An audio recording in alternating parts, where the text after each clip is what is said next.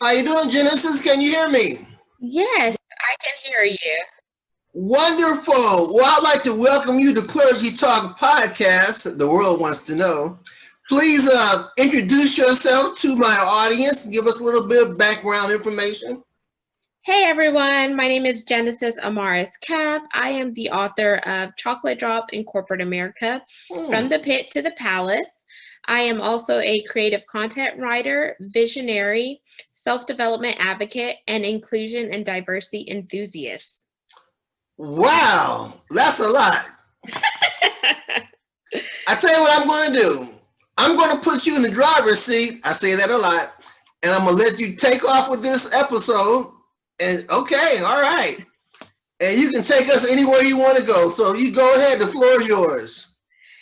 Okay, so what I really want to address with the listeners is really how to find what your purpose is Hmm. based on the various trials and tribulations that we go through in life, because I feel like sometimes people are just going through the mundane processes of life where they're just living but not really existing. Hmm. And we definitely have to really take a step back and understand that as seasons in our lives change, so must we as individuals. Like, even though you may slip, trip, and fall, or you may go through an unfair situation, or you may face depression or oppression, that does not mean that that temporary situation has to be a permanent being or belonging for you. Okay. So, people ask me, hey, how did you come up with the name of your book? Or how did you start your book? Or what prompted you to write your book? And I say it was driven by frustration, to be honest, Hmm. because after working in a company for 7.5 years, being the only chocolate drop or Black person on the team, and you see that, okay, you're not getting paid fairly. You see the pay disparity. You also see that with you being the only African American, that you are being treated different than other people. It begins to make you wonder, am I just the token person for the company to show that they are inclusive and diverse? Or is there more beyond the natural? Like, is there a reason why God has me in this position? And does he have me in this position so I could learn and grow in the natural? Does he have me here so I could endure this season in order to talk about it later on to help other people get out of their Hmm. rut and the rat race, or what the case may be?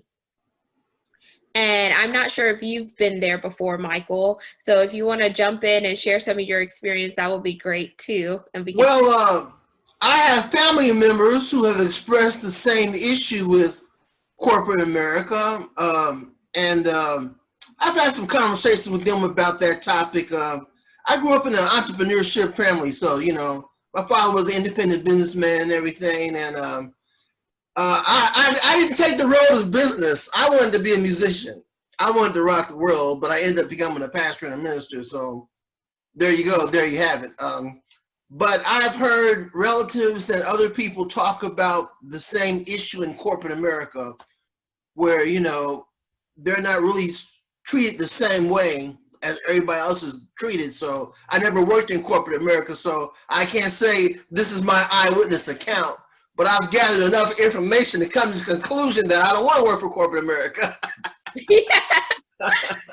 And so I let all of the frustration really fuel my passion.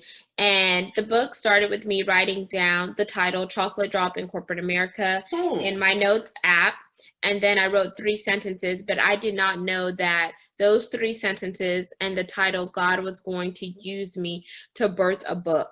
And Oh it wow. wasn't, Yeah. yes, it wasn't until, I got connected with another lady who was an author by the name of Tyra Jones. We met at a local church here in Houston, and I was just really intrigued by what she was doing, the how she was carrying herself, as well as when she was talking about like, oh, you know, she really owned her own time and etc. And I was like, oh, now that is a lifestyle I think I want to, you know, be a part of, and I want that for myself. Right. So I started to, you know, just ask her questions, but not try to be too nosy, because, you know, I just met her. So fast forwarding, I asked her, can I have your number so, you know, we could stay in touch? And it was like I had like a really strong desire burning inside of me. And one day out the blue, I just heard it clear as day that says, reach out to her and ask her to meet you for coffee. Okay. So I sent her a text, asked her to meet me for coffee. We met at Starbucks, and we started to really share a little bit more about our background. And that's when I found out more about her writing process and her being an author, having her second book out, and etc. And I kid you not, it literally felt like the Bible story where Mary and Elizabeth, whenever Mary and Elizabeth got together, it was like the baby leap. So in this in this case, metaphorically, my baby that leaped was my book. It was confirmation that I was on the right path, and it needed to be birthed, because there was going to be someone, as well as others, that were coming besides and behind me, that needed the fuel to really share their story and be unapologetically them. Because there's a lot of African American people, when they're working in corporate America, they don't want to go against the grain. They don't want to speak up because they're afraid they're going to lose their job. Right, their performance ranking may suffer. But I'm like, what if you spoke up? What if you were bold? And I think about it this way. Our ancestors, they did a lot of bold stuff in order to pave the way for us to be free, for us to have a voice, for us to have a platform. So the least that we can do is pay homage to our ancestors and don't let what they did go in vain. Right. So from what I hear, it's like a slippery slope, you know. Yeah. You try to maintain your income to maintain that lifestyle for your family, versus saying the wrong thing, you know, for the cause. And then all of a sudden, you know, you're like in the unemployment line for the cause. So it's a slippery slope. So you got to kind of like the term that I borrowed from a good friend, nice nasty, you know. Yes. Nice nasty kind of way. So where you're not really crossing the boundaries, but they get the message. So you have to find that balance. So that's what I really did with this book. I talk about inclusion, diversity. I talk about my struggles working for a Fortune 500 company that is predominantly older Caucasian males.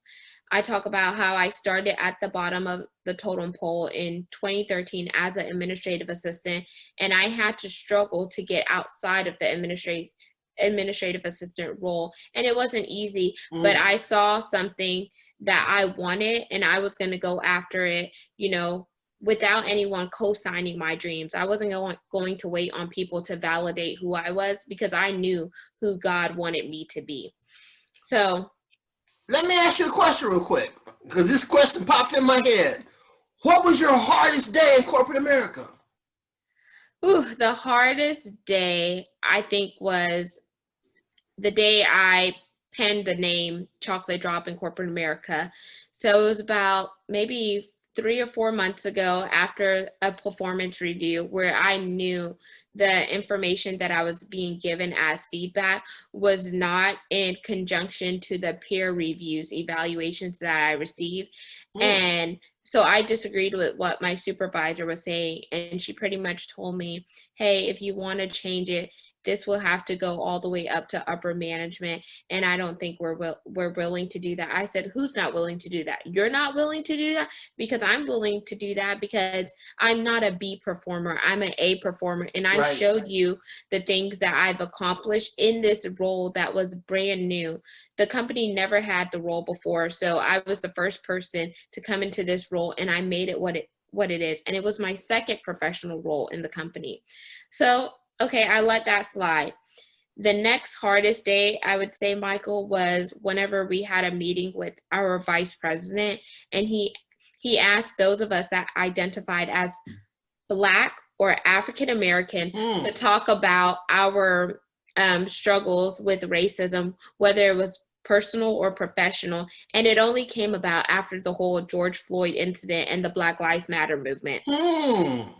So some people, volunteered to say what they wanted to say, and then others were called on. I was one of the chosen ones that was called on. And by that point, I was already in the mindset of enough is enough. I'm sick and tired of this. I really am, just fed up. And I was just going through the motions. I needed to be there to pay my bills because I have a family. Right. But then I also wasn't going to be a floor mat for anyone. So when he called on me, I shared my stories.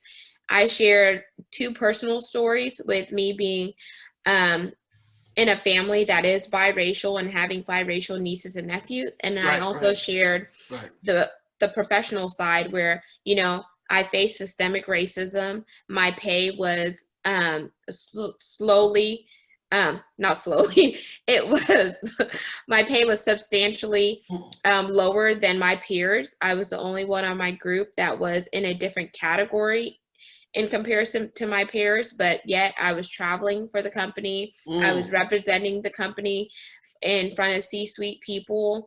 I got to use the company car service to go to the airport and all that stuff.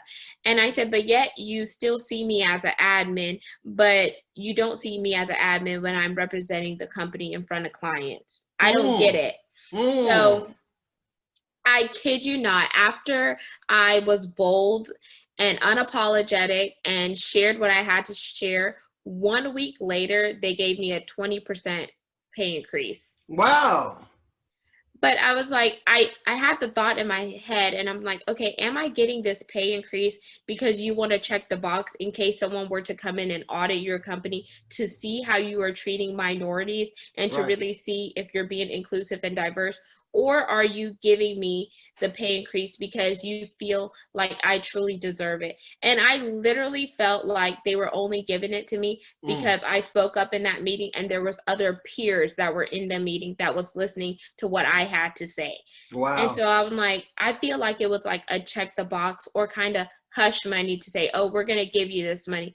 But I'm like, okay, it's cool that you put some respect on my check. But if you really wanted to correct the situation, why didn't you go back and back pay me for the years that I was underpaid while working as a professional? Good point. And so I'm like, I'm just going to call a spade, and I'm just going to be me, because what can man do to me that God hasn't already protected me from? Right. Because God never puts anything on you that you can't handle. So, and he always gives you a way out. Yes. There's always a door. When you're going through a storm, there's a door right there, and if you can't get to the door, he'll send an angel to guide you to that door. Like, come on, the door is right there. Yeah. And so I was just so confused. I was like, God, I really don't understand it. Where's my ram in the bush? Like, why am I going through it? And then I just heard another voice say, why not you? Like, I'm never going to put more on you than you can bear. Right, exactly. Yeah. And sometimes we just have to walk through the season. And with me being a millennial, like, our viewpoints are different from the baby boomers and et cetera, because there are some people that I've talked to in the company who are older who aren't willing to share their story. I'm like, but you're willing to share it with Black people, but are those Black people going to have the voice to upper management? We need to share our stories with allies and people that can help change the narrative and help us, because you're going to have, your nieces, your nephews, your daughters, your sons coming up beside. Do you want them to go through the same thing that you went through? Right. So we need to start having these conversations, and we need to start challenging people. Okay, I heard you say this, but why do you feel the way that you feel? Or can you help me understand your point of view or where you're coming from?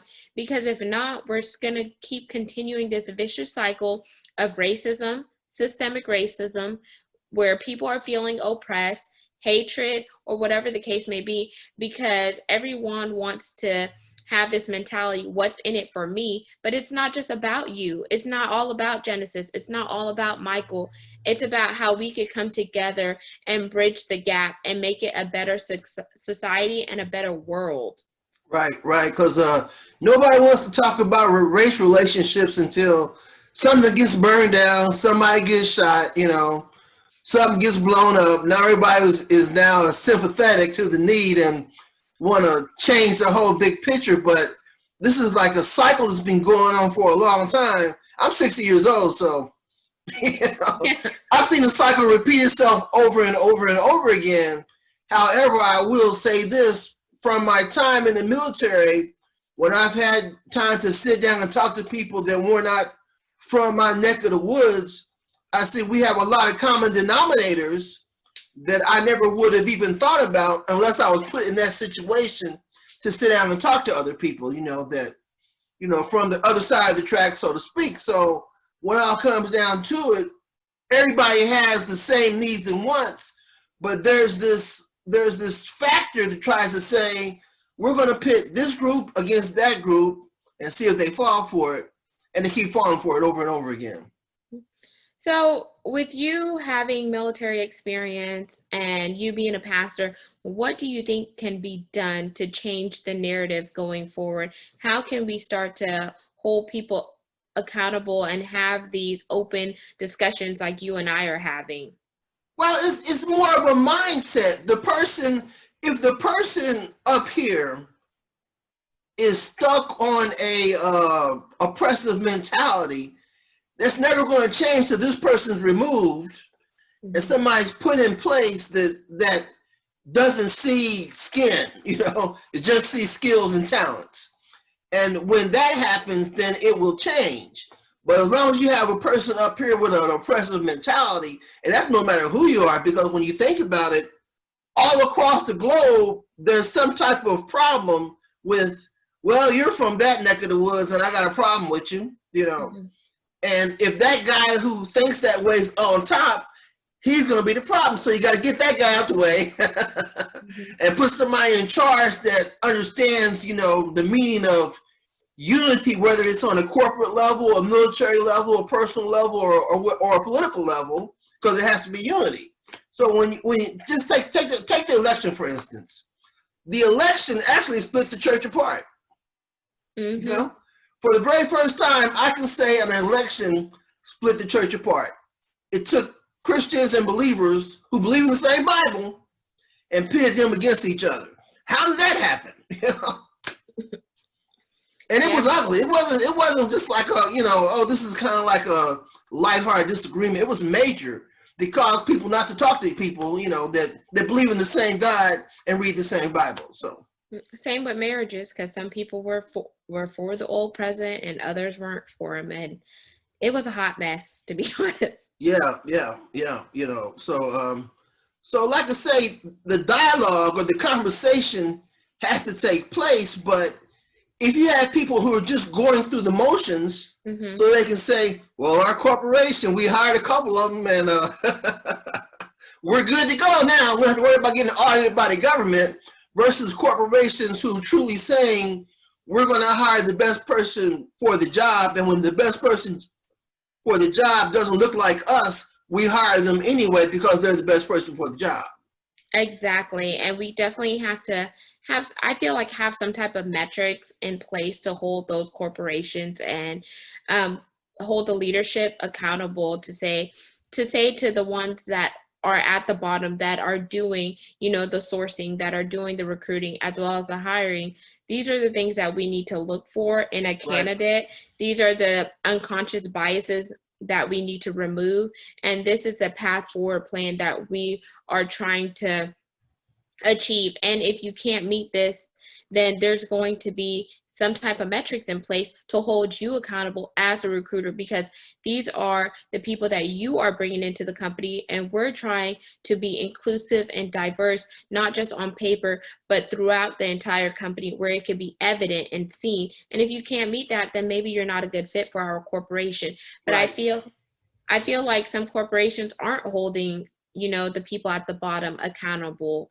They're just going with the flow because they want to see dollar signs, but dollar signs is not everything, because it's the people at the bottom who's helping build your corporation to where it is.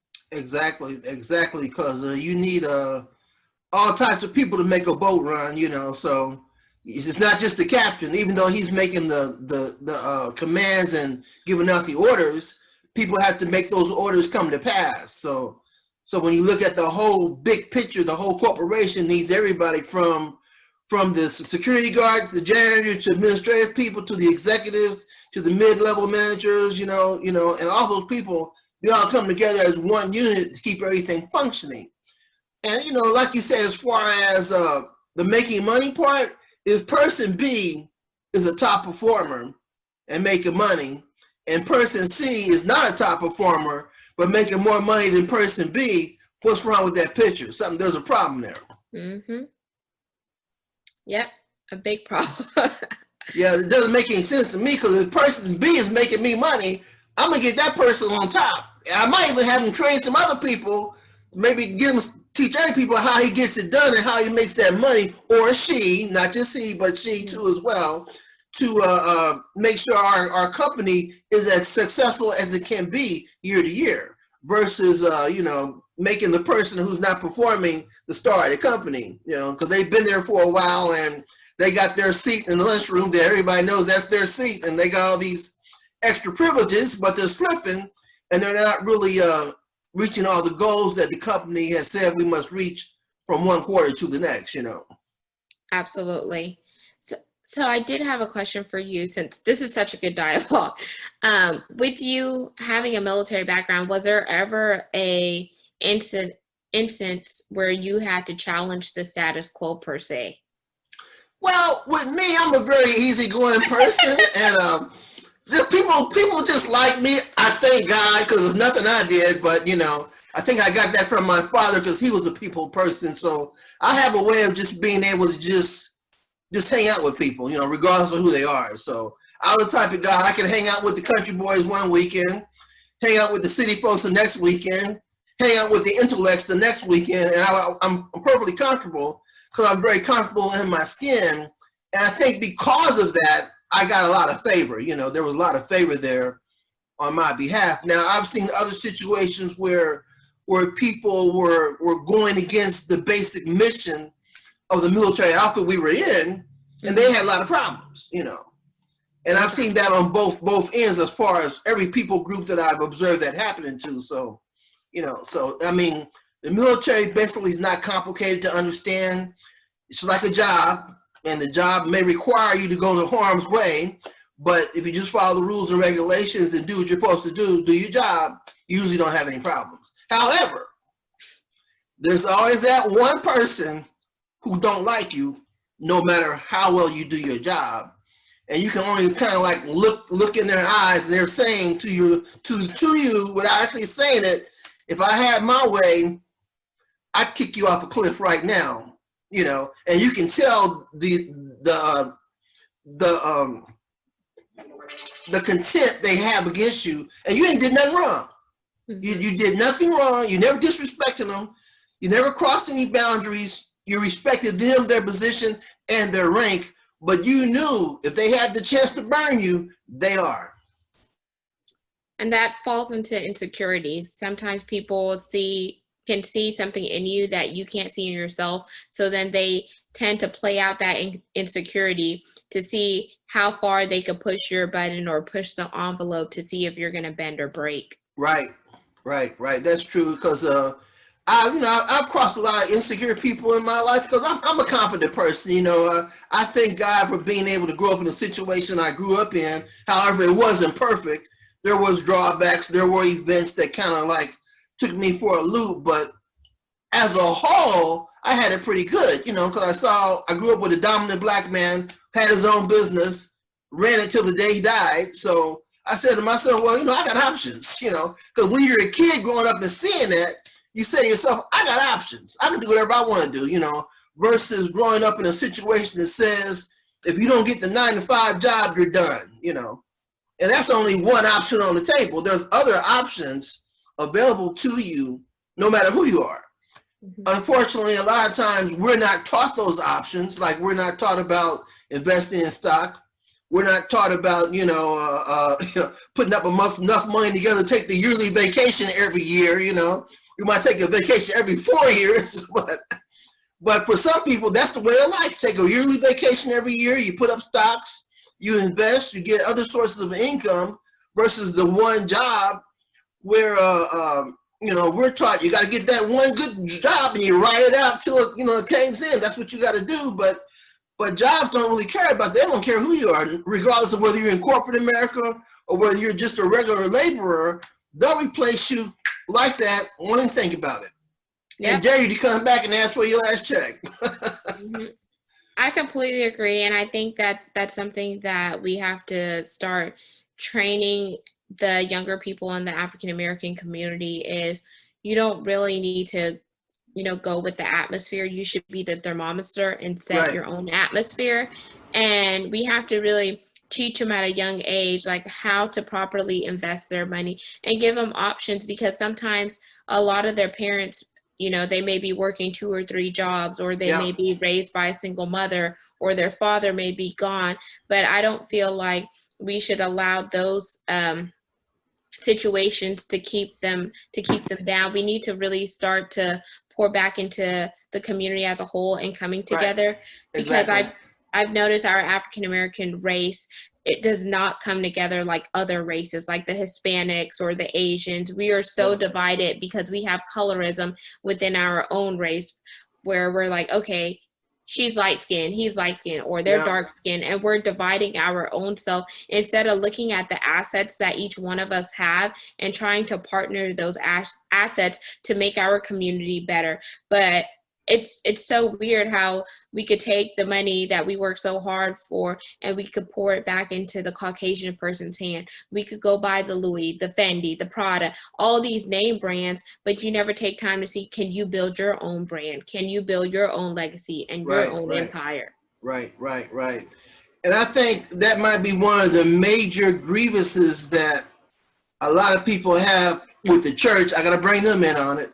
That if you got a church bringing in almost a 6-figure income, next thing you know, it moves off the bus line way out over there, where if you ain't got a car, you ain't gonna get there.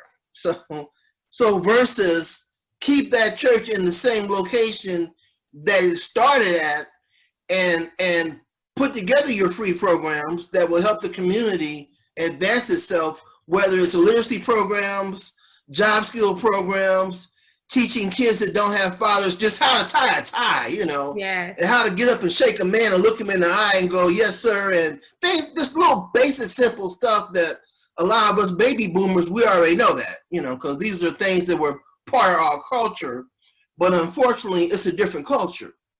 And I think one of the best advices that I was given as a pastor, you have to preach to the culture.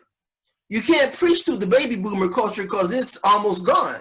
You got to preach to the millennial culture because they're facing millennial problems. So when we consider that, I think the church could do a lot. I'm not saying that no church does this. I'm sure there's churches that do that. So I don't want to say all the churches don't do it. I'm sure there are a lot of churches that do that. But if every church said, we're going to be community-based, we're going to think in terms of saying, how can we give back the community? How can we train people or get them prepared for corporate America or any other kind of job, because everybody's not cut out to be in corporate America, Some people may just want to go out and get a job at a restaurant and they're happy. And then on the weekends, go do whatever they want to do, And you can't kick a person in the head because that's what they want to do. Versus the next person who wants to say, well, I'm going to go out and I'm not only going to get a job in corporate America, but I'm going to get my own corporation. Well, my hat goes out to you. Maybe you're designed to do that, but everybody's not designed to do that. Some people are just designed to just get a 40-hour-a-week job and then go fishing on the weekends. And as long as they can do that every week, they're happy. And that's their vision of success. So when we consider that and the big picture, we also need individuals that can say, been there, done that. This is what happened to me in corporate America. I'm going to write a book and let people know about it. And other people who've been through the same thing can go, I got to talk to this person, I got to call this person up. I need to follow this person online because everything that I wanted to express, they expressed it for me. Yeah, and we have to be open to meeting new people. So networking, I tell young people, your network is your net worth. So Yeah. you have to know how to network with people, and it should be mutually beneficial. It shouldn't Right. just be all give, or take. It should be, in partnership. Right. And I'm going to Right. keep saying partnership, because no one can do something alone. Just like, Adam was here and God created him a partner, Eve. Just like a husband and a wife, partners. Everything needs some type of partnership in order for things to propel and move forward faster. Yep. So you could go faster and further with people who have your same vision, or people who want to achieve what you want to achieve. Yeah. And we also need to pay attention on who we have in our inner circle. Oh, yeah. Who's getting in our ear gate and who's getting in our mind, because sometimes perceptions can trip you up. So if you have people in your circle that's not going in the same direction with you, it's cool to say, I really appreciate the time that we spent, but I'm trying to go to a higher level. It's nothing against you, but I'm just trying to go into a new season. So either you're going to adjust and ride with me, or it's just time for us to part ways, because you can't take seasonal people into lifelong journeys. Exactly. Yeah. Because the teamwork thing is actually a biblical principle when you think about it. Jesus didn't really need the 12 disciples. He didn't need them. He could have just appeared, full-grown man, got everything done, and that's it. I'll be back soon, But he didn't do it that way, right? Mm-hmm. He came through us through a natural birth. The only thing that was supernatural about it was the Holy Spirit coming upon the Virgin Mother Mary. That was the only supernatural thing about it. Everything else was natural, He grew up, and as far as what happened in his childhood life, we really don't know. It's not really documented, There's some stuff floating around, but I don't know how authentic it is. And then after he went through his trials and tribulations, temptations in the wilderness and all that, he put together a team. So that message always said to me, Mike, you need a team, because Jesus needed a team. He didn't really need one, but he got a team anyway. So we need a team. So this I'm an island mentality, that's no good, because you're not an island. Because if you got a team, that means you got more ideals coming your way. And somebody on your team might say, hey, I've been through that, Mike. Let me tell you how you deal with that. Versus me being by myself, trying to conquer the world and be an island, when if I had a team, I'd have more resources. Somebody might know somebody that I need to call. And they may say, hey, Mike, you need to call this person. Or Genesis, I got somebody you need to talk to. Because they've been through that situation, and they can give you the information you need to defeat the obstacle, So, so the teamwork, networking, biblical principle has been around for ages and ages and ages, except that we just put a fancy name on it in the last few hundred years. So. Collaboration. Yeah, pretty much, So as they say in the streets, you ride with me? Yep.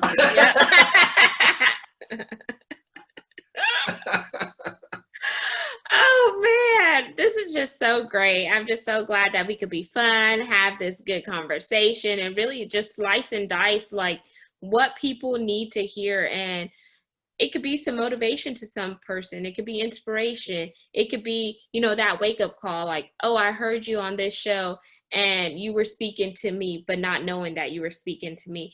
And we need to really have more discussions like this. Yeah. It's definitely important for that, 60-year-old kid in high school, getting ready to go to college, thinking about, getting a nice executive job. That, like I say, that's his dream, to get an executive job. But then they get into corporate America and realize that is not like I thought it was going to be. That's just like when I went to the military. It wasn't like I thought it was going to be. I thought it was going to be one big happy family, but in reality, there's cliques in the military too. Yeah. I tell people all the time, everything you find in the streets, you can find in the military. But you make a choice to get involved in it, That's just like corporate gossip, office gossip. You make a choice to sit down and listen to it. You ain't got to listen to it. Because 9 chances out of 10, the information you're receiving is probably half wrong anyway. Yeah. But we make a choice to feed our brain with negativity or positive information. It's all a choice. So, and some people are comfortable making terrible choices. So To them, making a bad choice is like business as usual. Versus if I make a bad choice, I might beat myself up for 3 days. Going, man, Mike, I shouldn't have did that, you know. And I got to analyze and ask myself, why did I make that choice? And why did I, you know, go that route when something was telling me to go that route versus the person that says, I'm going to make a choice. If it's bad, oh, well, but I'm going to be me. Oh, really? So you're saying you're going to keep on being a negative human being versus saying I'm going to do inventory of my traits and inventory of who I am and make a decision, do an overhaul for the benefit of the person that views me as a role model. Because somebody thinks you're a role model regardless of who you are. You know, everybody's a role model to somebody.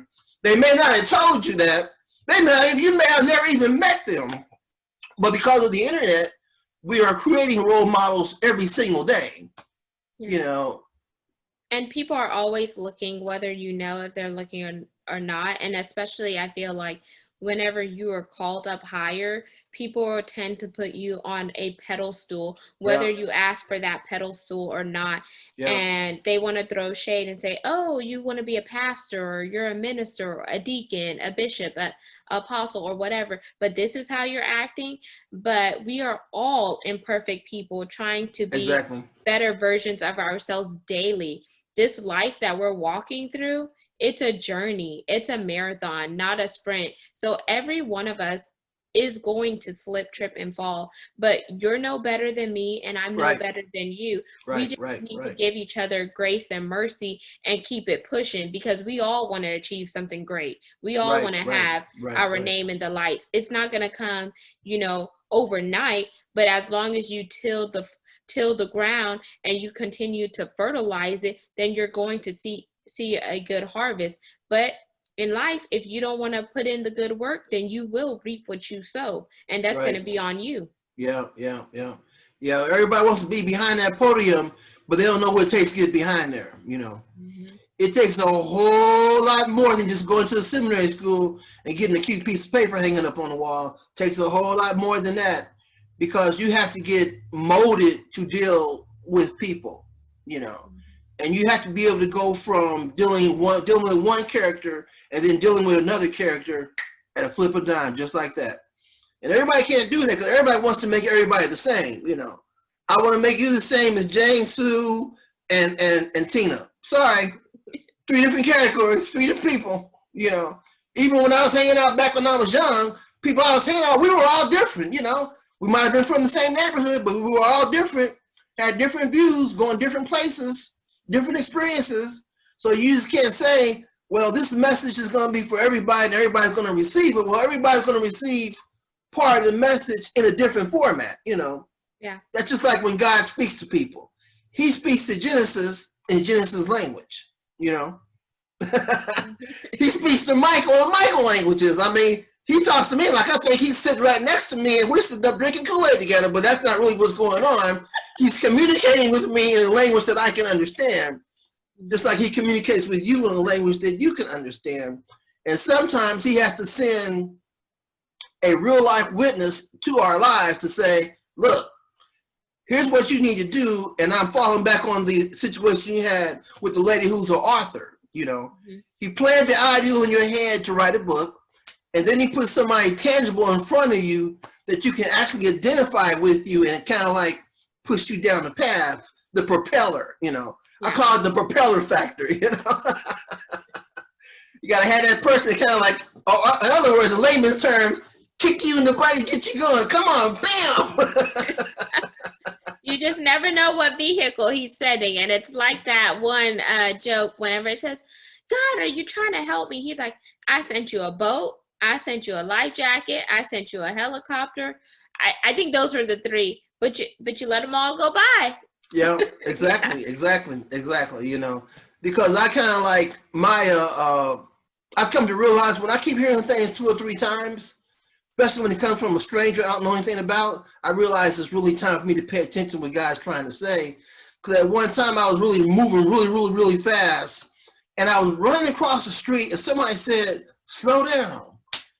And at that moment, everything God was telling me about slow down finally registered. This is a random person said, slow down. I said, yeah, I am. I need to slow down. I'm moving too fast. I'm just operating. I'm trying to get to point A, to point B too quick. Well, kind of like taking my time, learning stuff, looking at what's on the highway, what's on the road, gathering my information. So when I get to point B, I'm prepared to be at point B. And if I got to go to point C, same process. Take your time. You ain't got to run there. Point C is not going nowhere. It's going to be there. But you got to be prepared to get there and able to keep yourself there without falling back to point A again. Yep. So, next question. How long did it take you to write the book? 2 months.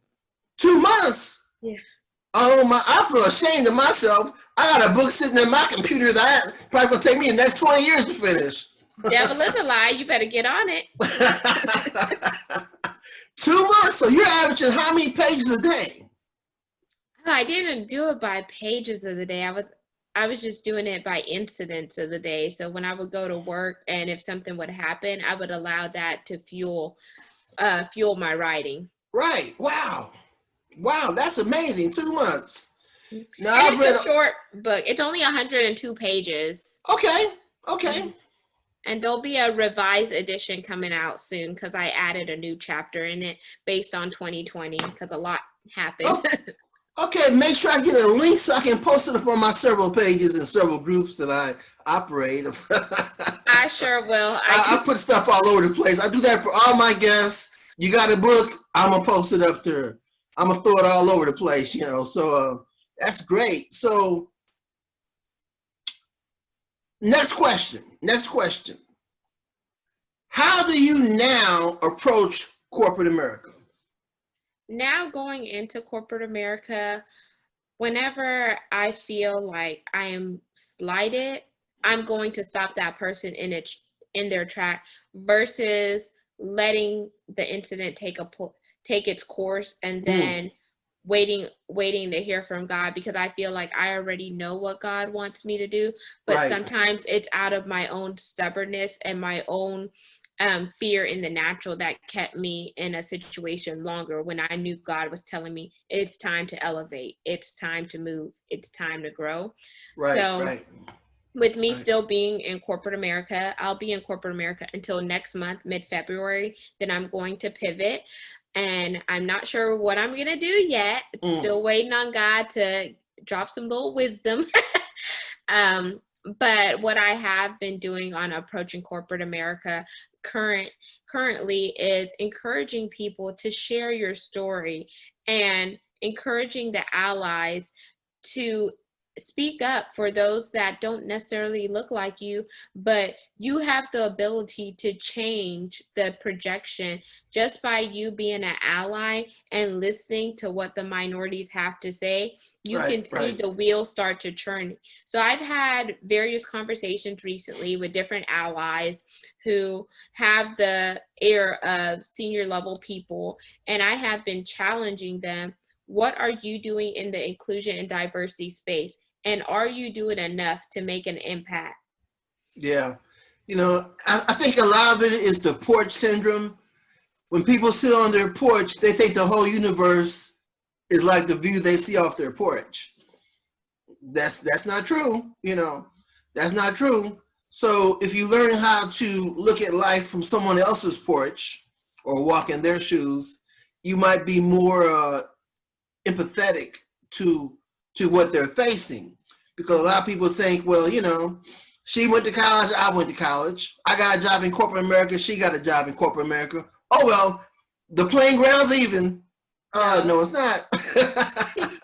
No, because you may see that person one way, but you don't know the struggles that they had to go through in order to get where they are. So just don't let their current situation and their current appearance fool you, because there's some scars that they're not showing. Because for example, if someone has a scar, do you think they're going to wear it boldly on their shirt or their sleeve and show you their scars? They're going to want to cover it up because that's a part of pain, it's a part of hurt.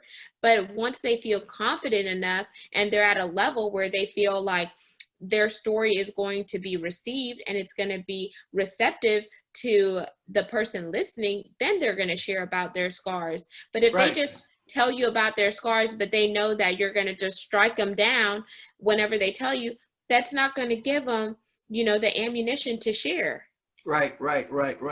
I think some people don't know how to embrace stuff out of their comfort zone, and that's the problem. When people hear these horrific stories, they can't embrace it because they don't know how to embrace it. They're just not wired to embrace it, and they just don't. Like other people, you tell them about a problem, and they're tearing up like you're tearing up because they just embraced your problem. They're empathetic to it. They understand the pain you went through. Other people, they don't want to let you in because they don't want that in their head. That's just how self-centered and selfish they are about, life. So those type of folks really shouldn't get advice from because they're not going to give you any good advice, if they give you advice at all. But, but then I think you're like dealing with corporate America and those type of situations. I think there's a percentage of people who just, for some strange reason, they think the playing ground's even, And I get this from hearing a couple of comments over the past years that people make, that they say stuff like, well, we had civil rights, that worked. No, it didn't. Not really. I mean, it did a lot, but it's still an ongoing process. If civil rights movement was successful, it wouldn't be an ongoing process. You wouldn't go to a Fortune 500 people and see 3 of us versus, 250 other different types of people there, And I think this is a problem that all comes with people up on top, The old money that's been running those Fortune 500 companies, they ain't thinking about changing. You got to come in with a baseball bat and make them change, because they're not going to change on their own, or unless they feel like they're going to get sued or going to be sanctioned by the government some way or somehow. They'll bring a couple in and saying, look, see, we're diverse. We're very diverse. Yeah. We even share the cafeteria with everybody. So, that's the 60-year-old part coming out.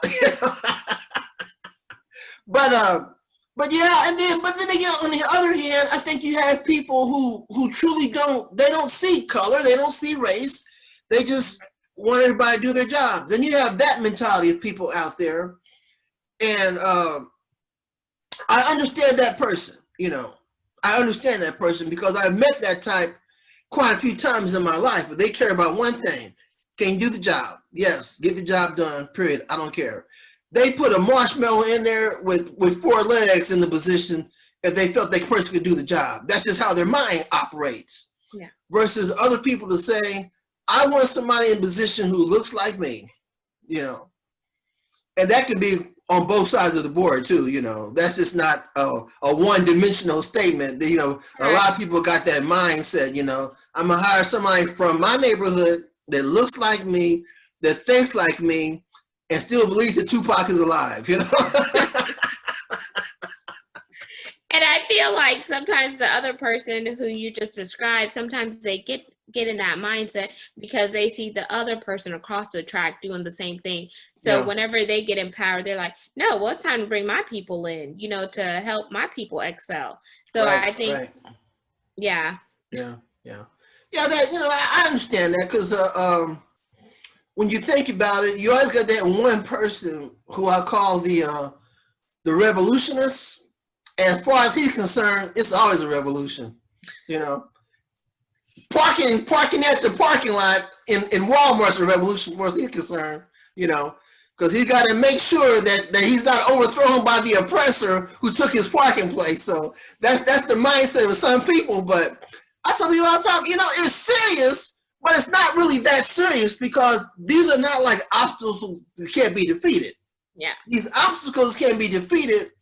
And my hat goes out to all the corporations that are making a change. They are genuinely trying to make a change, trying to do the right thing. But as far as the big picture concerned, if you have 100 corporations and you judge every corporation by who's genuinely trying to make a change, how many would it be? Would it be 2, 3, 4, 50?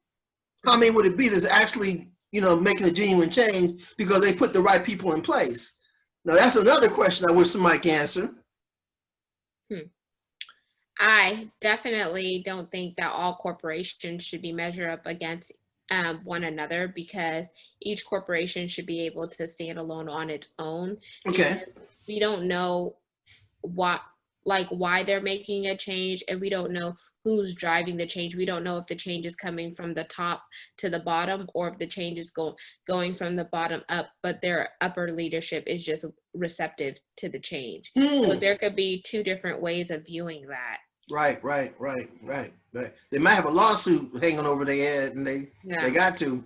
They're like, their hands are, twisted. They're like, you go and do this, and they're like, oh, okay, because they value their pocketbook. So then they're going to do what they can to save face. But then you have the other person who was like, okay, I was blinded to this, and I never knew it was an issue until the people at the until the people at the bottom up started to share their experiences with me and educate me, and I was willing to take that on, because those are the people that I value, because they help make my company grow and they make me money. And you see that different leadership. So each company has their own leadership, they have their own morals, their mission statements, and etc.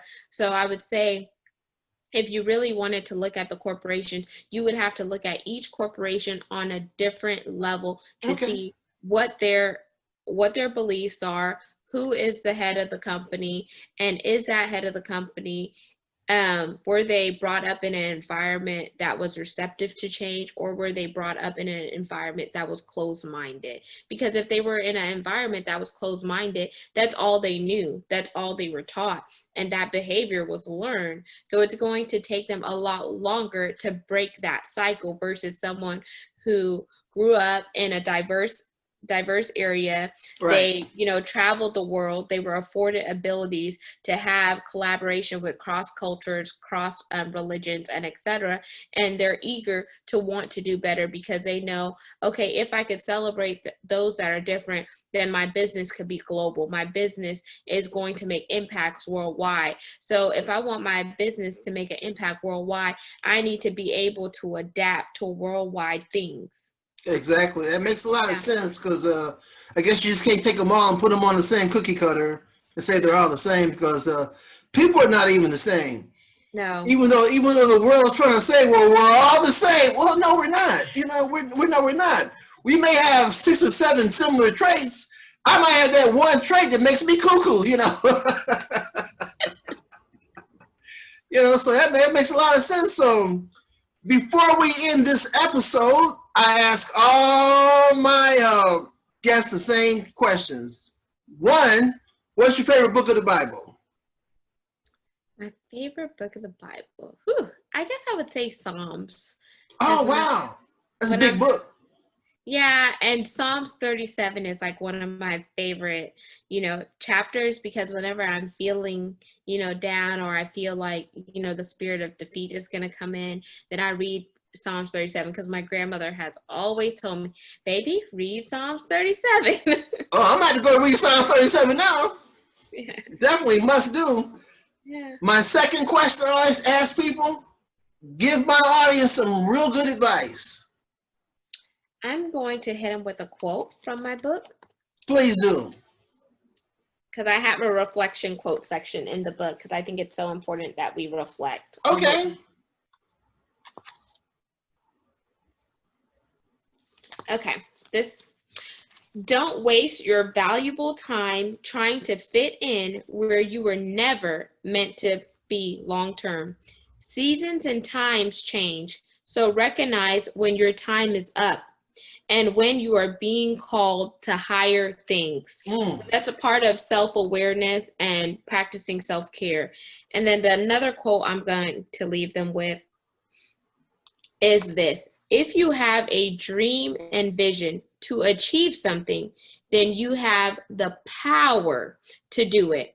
Keep the determination and continue to run your race.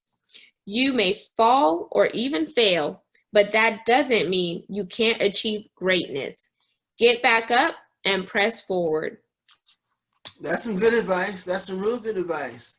Well, Genesis, I really thank you for being on Clergy Talk. And when you start your next project, you send me an email so we can get up on Clergy Talk Podcast and we can talk about it. And with that being said, I pray for your family. I pray for your mission. Tell us about your book again. So for those of you listening, you can check out my book, Chocolate Drop in Corporate America, From the Pit to the Palace. It's available on Amazon in paperback for $13. A Kindle version is available for $2.99.